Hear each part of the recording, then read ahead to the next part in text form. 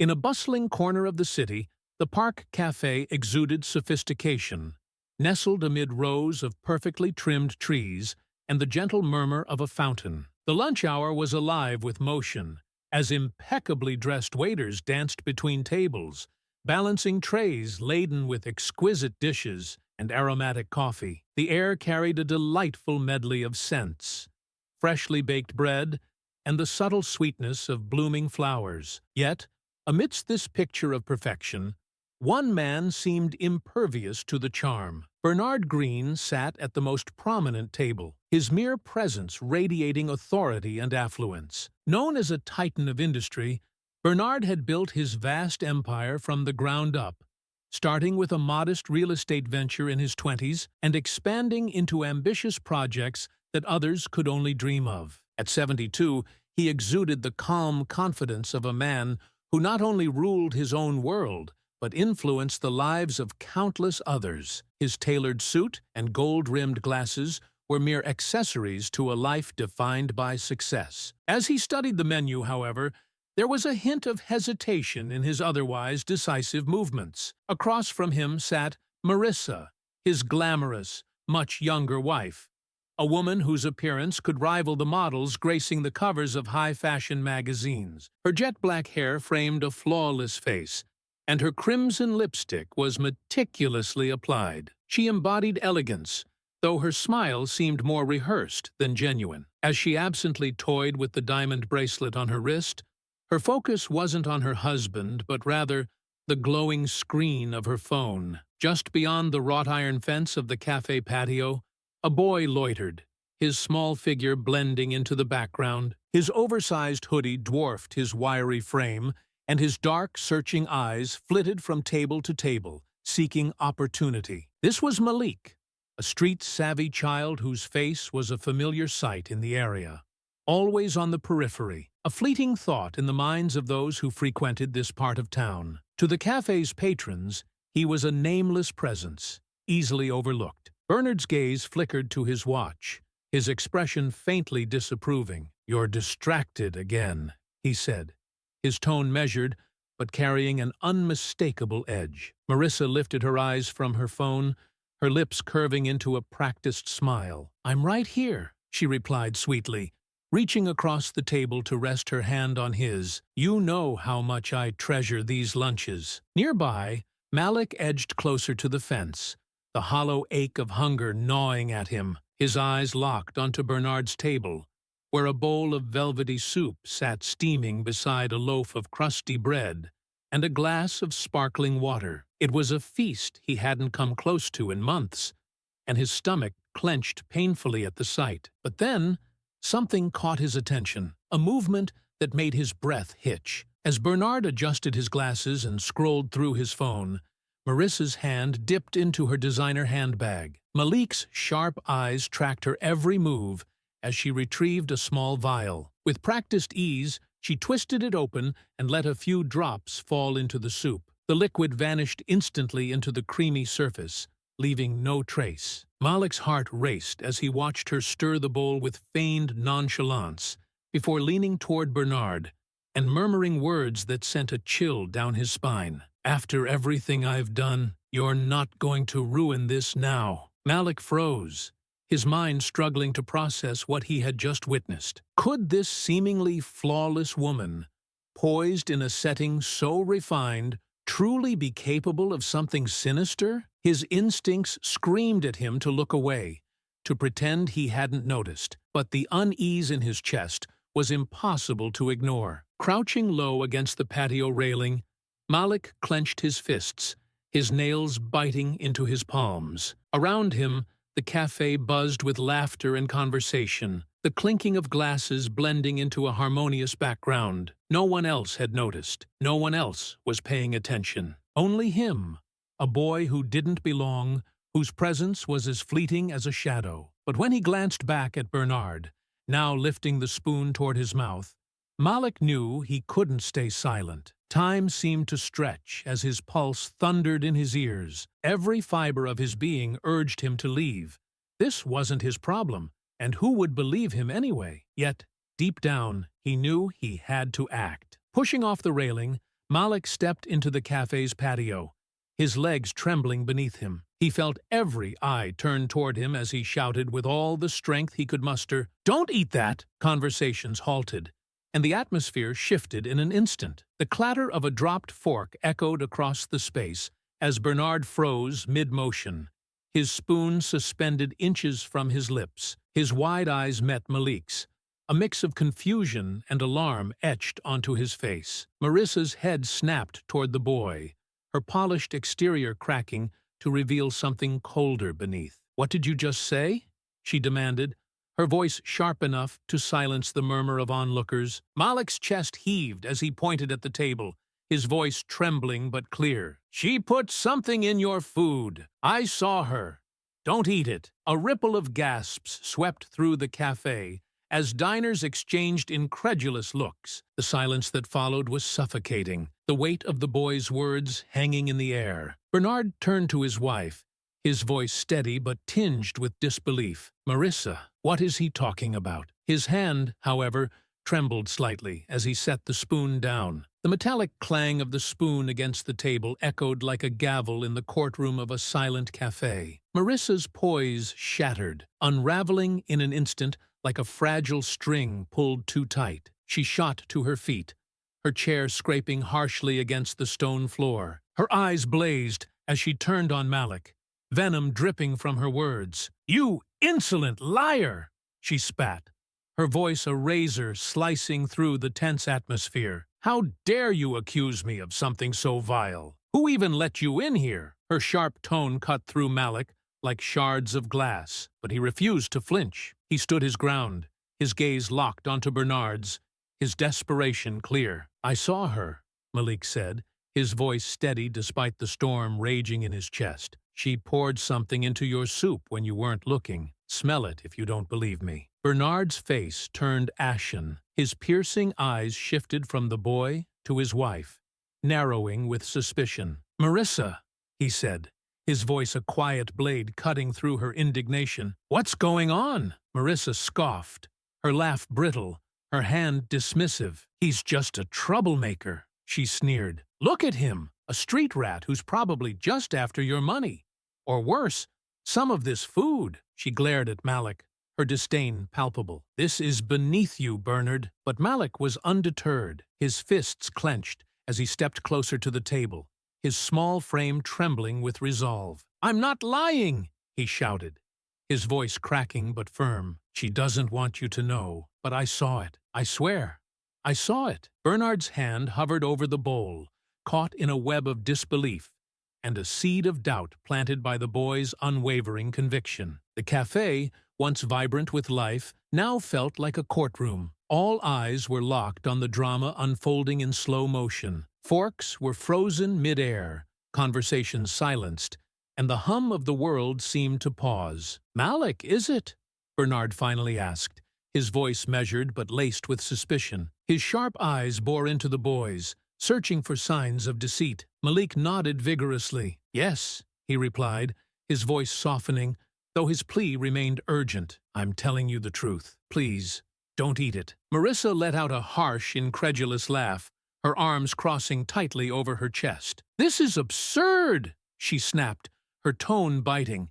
"He's a nobody, a child looking for attention. Are you really going to let him manipulate you, Bernard?" But Bernard wasn't looking at her anymore. He picked up the spoon, his hand trembling, not with fear, but with the growing storm of emotions brewing beneath his composed exterior. Slowly, he brought the spoon closer to his face, his brows furrowing as he hesitated. "Marissa," he said, his voice low and deliberate. "You heard him. What exactly is going on here?" Her mask of elegance cracked further, her lips pressed into a thin line, and her cheeks flushed with heat. "I can't believe you're even entertaining this," she cried, gesturing toward the murmuring crowd that had gathered like witnesses to a trial. "He's lying, Bernard.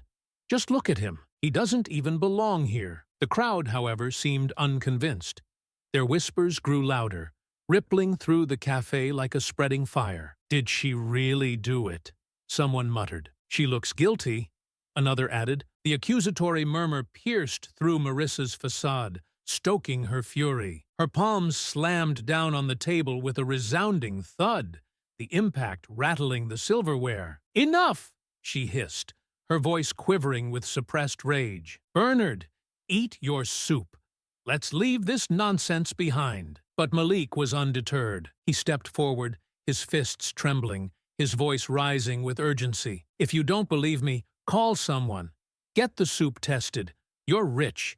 You've got lawyers, scientists, anyone who can prove I'm not lying. Just don't eat it. If you do, you'll regret it." The weight of the boy's words pressed heavily on Bernard. His jaw tightened, his expression unreadable as he turned back to the bowl. The spoon lingered in his hand, poised, yet unmoving. Slowly, his gaze shifted to Marissa, and for the first time, there was a crack in his hardened demeanor, a flicker of hurt, confusion, and quiet anger. "You've been acting strange for weeks now," he said, his voice like steel wrapped in velvet. "And now this?" He didn't need to finish the thought. Marissa recoiled, her carefully curated mask now crumbling in earnest. I don't know what you mean," she stammered, her words faltering under his unrelenting stare. "You can't seriously think I'd poison you." Bernard's voice sliced through the air, sharp and unwavering. "Finish the sentence, Marissa." The cafe erupted in audible gasps,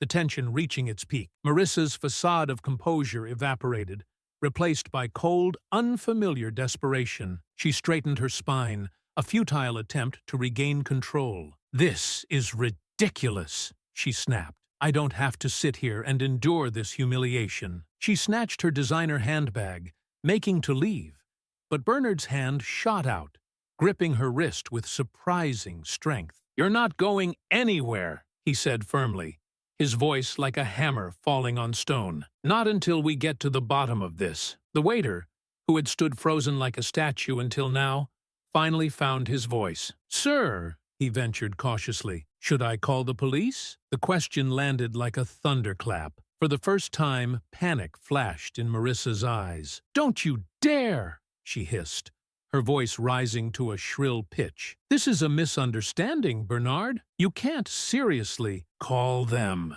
Bernard said, cutting her off, his voice resolute. He didn't even glance at the waiter, his eyes locked on his wife's increasingly frantic expression. Malik's breath caught in his throat. Relief washed over him, but it was tempered by the weight of what was still to come. The truth was close, but the storm was far from over. As the waiter hurried to make the call, the cafe seemed to hold its collective breath. Bernard released Marissa's wrist, his gaze never leaving hers. The polished charm she had so effortlessly wielded was gone, replaced by naked fear. Her lips moved silently, as though grasping for words that would not come. Malik stepped back, his hands trembling slightly now that the adrenaline was subsiding. He had done all he could. The rest was in Bernard's hands. The clang of distant sirens pierced the growing tension in the cafe, their wails drawing closer with every passing second. Malik's fists clenched by his sides,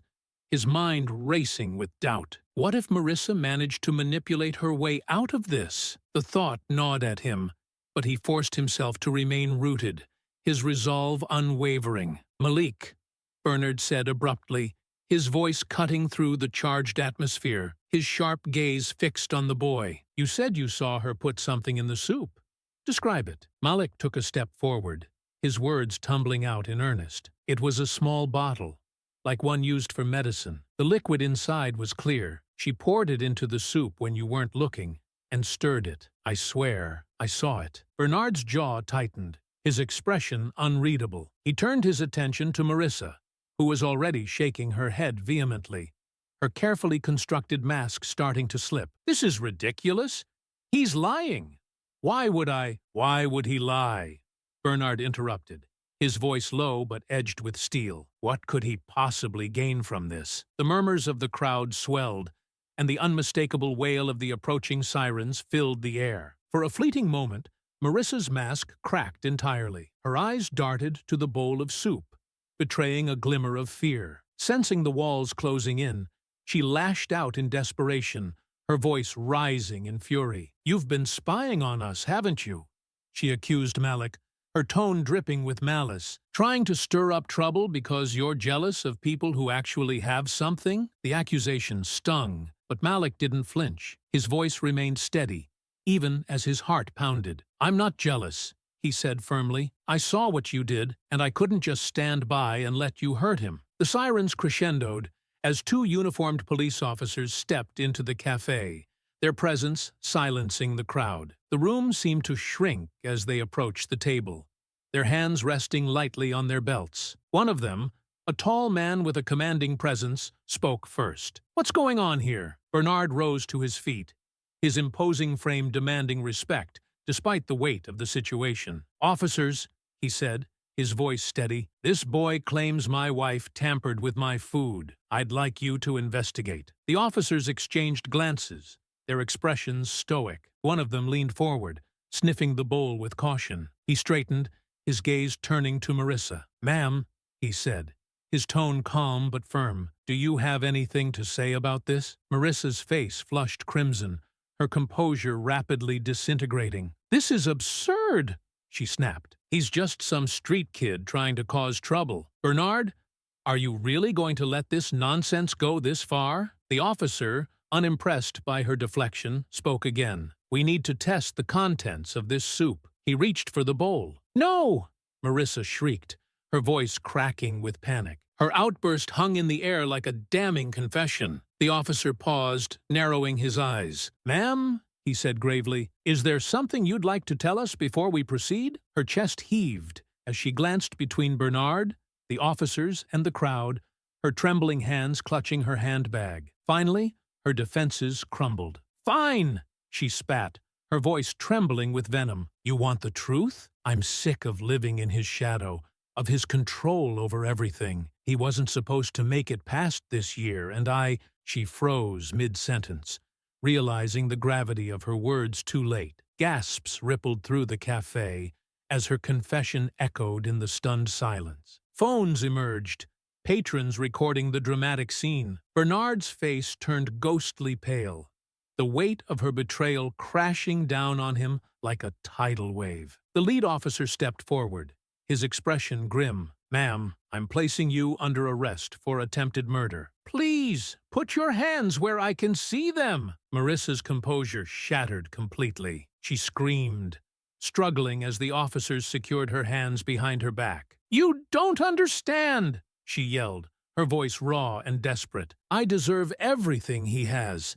Everything!" The officers escorted her out, her protests fading into the distance. The cafe remained suspended in shock, patrons exchanging wide-eyed glances. Some looked at Bernard with pity, others with morbid curiosity. Malik stood frozen, unsure whether to stay or slip away unnoticed. Bernard, now seated, pushed the untouched soup aside with trembling hands. For a long moment, he said nothing, his face a mask of disbelief and betrayal. Finally, his gaze found Malik, who stood nearby, uncertain of his place in this moment. "Malik," Bernard said softly, his voice heavy with gratitude, "sit." Malik hesitated, glancing at the crowd still fixated on them, but Bernard's tone left no room for argument. Slowly, the boy slid into the chair opposite him, his posture tense, his hands gripping the edge of the table. "You saved my life,"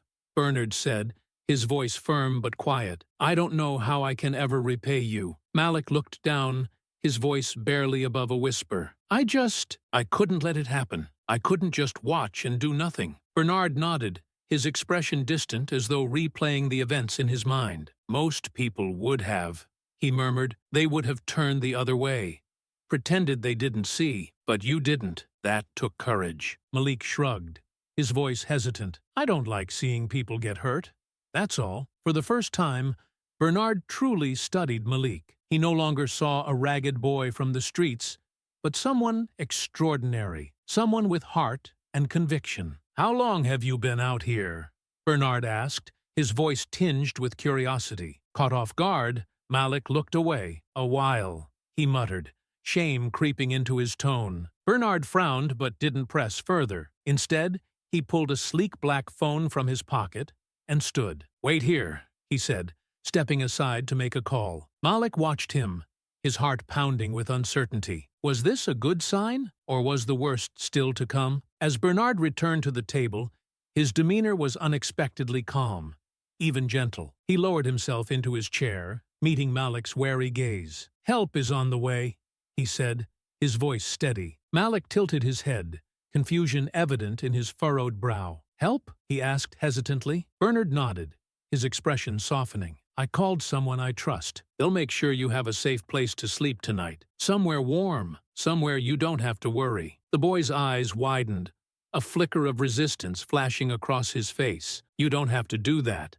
Malik said quickly, his tone defensive. "I didn't do this for money or anything." A faint smile tugged at Bernard's lips. "I know. That's exactly why I want to help. You did something today that most wouldn't even consider doing. And trust me, Malik, if the world had more people like you, it would be a far better place." For a moment, Malik was rendered speechless. A strange warmth crept into his chest, unfamiliar and comforting. He looked down, his fingers fidgeting with the edge of the table. Words failed him, but gratitude welled up in his eyes, shimmering like the first light after a long, dark night. Around them, the cafe began to return to normal, though the memory of the incident lingered in the air like a quiet hum. Patrons exchanged hushed words as they gathered their belongings, their glances at Bernard and Malik heavy with a newfound awareness. The lesson was clear, and it resonated deeply. Bernard picked up his glass of water,